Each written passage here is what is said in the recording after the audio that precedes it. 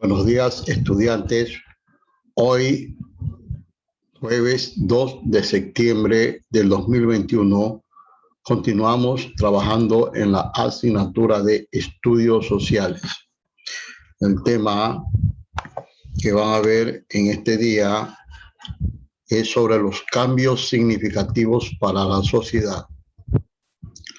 Las mujeres antes de la Revolución Liberal. Recuerda que el anterior tema hablamos mucho sobre el gobierno del presidente Eloy Alfaro. Continuamos con el tema de las mujeres antes de la Revolución Liberal. Una buena manera de explicar los cambios introducidos por la Revolución Liberal en la sociedad puede ser una descripción de cómo afectó a la vida de las mujeres. Antes del liberalismo, el sitio de la mujer de estrato medio o alto era su casa. La mujer soltera tenía poco que hacer.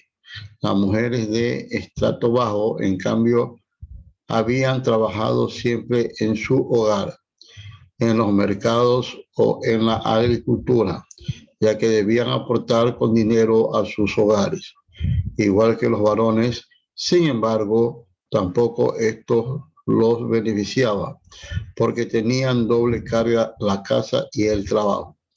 A pesar de todas estas condiciones adversas, en cualquier época histórica hubo mujeres extraordinarias que manejaron su situación con tenacidad y valor.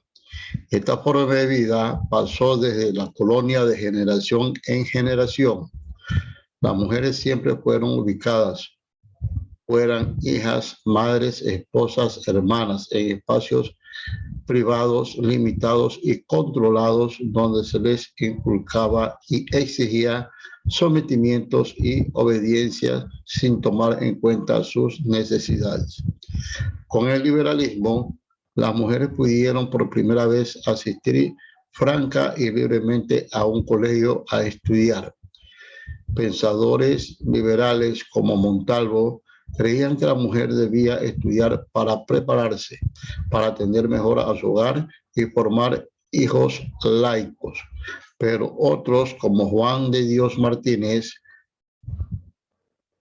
Mera, aunque no fueran liberales, creían que las mujeres podían competir con los hombres en cualquier campo. La educación fue la mejor herramienta para la incorporación de la mujer al trabajo, asalariado, fuera del hogar, y para lograr su independencia.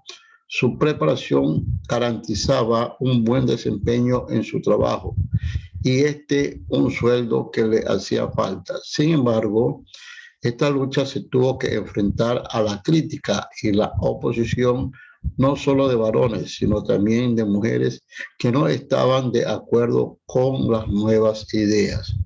Aquí nosotros podemos observar en la parte superior izquierda un gráfico, ¿verdad?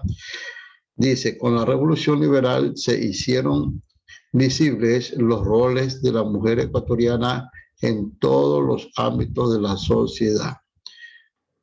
Continuamos. Alfaro frente a las mujeres. En el discurso inaugural de su gobierno, Eloy Alfaro se comprometió a crear puestos de trabajo en las instituciones públicas para las mujeres. Así, las primeras telegrafistas y telefonistas de Quito, así como las que atendían en las estafetas de correo, fueron mujeres. Pese al apoyo gubernamental, fueron criticadas generalmente por voces masculinas. Muchos artículos se escribieron contra ellas. Eloy Alfaro fundó varios colegios femeninos en el país. Inclusive algunos normalistas, el éxito y la enseñanza de las mujeres que salieron de estos establecimientos fueron muy apreciados por la sociedad ecuatoriana, aunque años más tarde todavía afrontaron críticas y prohibiciones por asistir a clases de secundaria o universidad, como le ocurrió a Matilde Hidalgo de Procel. La ley de matrimonio civil estipulaba como único matrimonio legal el celebrado fuera de la iglesia. Pese a las costumbres de varios siglos, hubo muchas dificultades hasta que la iglesia y el Estado se pusieron de acuerdo. Los liberales defendieron la ley de divorcio con mucha pasión, aludiendo a que las mujeres dejarían de sufrir por matrimonios inconvenientes, pero al mismo tiempo defendieron que las causas por las cuales se divorciarían no serían las mismas para el varón que para la mujer. Pasó más de medio siglo hasta que se dejó de ver con malos ojos a la mujer divorciada, y muchos sufrieron abusos, especialmente económicos, a propósito del divorcio. El liberalismo abrió las puertas a un cambio profundo en la sociedad, a una ampliación del criterio y a la desregulación de viejas tradiciones y usos. Por ser un cambio de mentalidad tan importante, tomó algunas décadas en implantarse. Continuamos. La plutocracia. Gobierno de Leonidas Plaza. Tras la muerte de Emilio Estrada y el asesinato de Alfaro el 28 de enero de 1912, se encargó el poder a Carlos Freire Saldumbide. Este convocó a elecciones que fueron ganadas por Leonidas Plaza. Luego del inesperado asesinato del otro candidato, Julio Andrade, entre 1912 y 1925, el liberalismo plutocrático gobernó el país, ligado al Banco Comercial y Agrícola. El Estado dependía de este banco por los créditos que le otorgaba. El liberalismo plutocrático fue una tendencia política de la burguesía costeña, de los terratenientes serranos que lograron conservar sus privilegios, y de ciertos comerciantes, profesionales, periodistas e intelectuales de idea moderada y temerosa del radicalismo. El control que la banca tenía sobre el Estado hizo que se expidiera la moratoria, una ley que libraba a los bancos de canjear sus billetes por oro. Así, los bancos comenzaron a emitir billetes sin respaldo y la economía del país entró en crisis. Esta situación agravó la disminución de las exportaciones de cacao por la escasez de ventas debido a la Primera Guerra Mundial. La crisis afectó severamente al campo y a los trabajadores. Alguna inversión extranjera permitió la modernización de la producción. La banca aprovechó para confiscar las tierras que no habían sido pagadas. Aquí, como puedes ver, tenemos un gráfico de Leonidas Plaza. ¿Sí? Continuamos.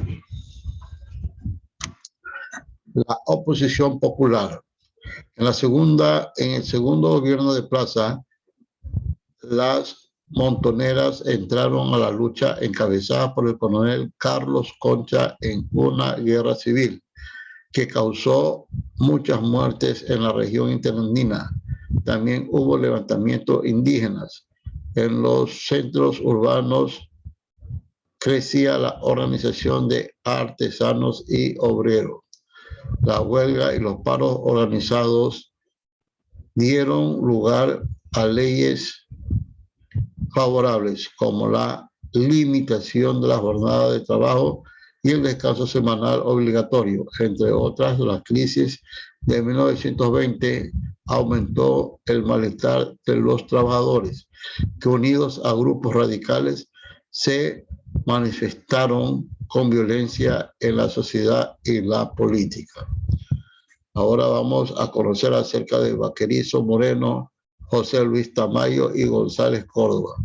El gobierno del banquero Moreno, 1916-1920, continuó con las obras de Plaza se firmó el acuerdo Muñoz Bernal Suárez, que puso fin a la disputa territorial con Colombia y se dio amplios territorios en la región amazónica, donde este gobierno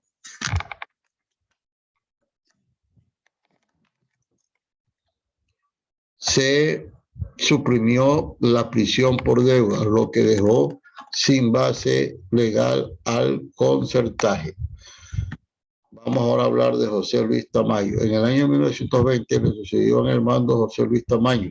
Su gobierno enfrentó la crisis provocada por la caída de las exportaciones de cacao y las protestas de trabajadores. Gonzalo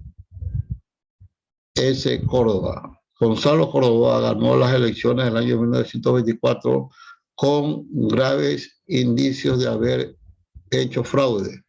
Enfrentó a la oposición de conservadores y al ejército la revolución jundiana. Terminó con este gobierno y con el periodo plutocrático el 9 de julio de 1925. Como puedes apreciar aquí también tenemos una foto del presidente de ese entonces. Continuamos. Mientras tanto, en el Ecuador, el ferrocarril del viejo luchador en el año de 1896-97, Eloy Alfaro, después de enfrentarse a una tenaz oposición del Congreso, firmó con el norteamericano Archie Orman el contrato para la construcción del ferrocarril que uniría Guayaquil con Quito. Existía ya una línea férrea angosta construida por García Moreno Borrero, 20 millas, y Caamayo, que iba desde Durán hasta Chimbo. La construcción comenzó en el año de 1899 y como se había decidido que la vía debió tener 42 pulgadas de ancho, los trabajadores se iniciaron desde Durán. En el año de 1901, Alfaro concluyó su mandato, pero siguió de cerca la evolución de la obra, que se inauguró el 25 de junio del año de 1908 durante su segunda presidencia. Como puedo observar aquí, tenemos una foto del general Eloy Alfaro. Dice, el tren de Alfaro en la actualidad. Tenemos a mi derecha un mapa, ¿verdad? Y vemos los recorridos que hace el mapa. Todos los puntitos que están señalados de rojo nos van a ir indicando sobre el recorrido del tren. Bueno, estudiantes, como todos los días, mis consejos y recomendaciones de que te cuides, obedezca siempre a tus papitos. Y nos estamos viendo el día de mañana viernes. Chao.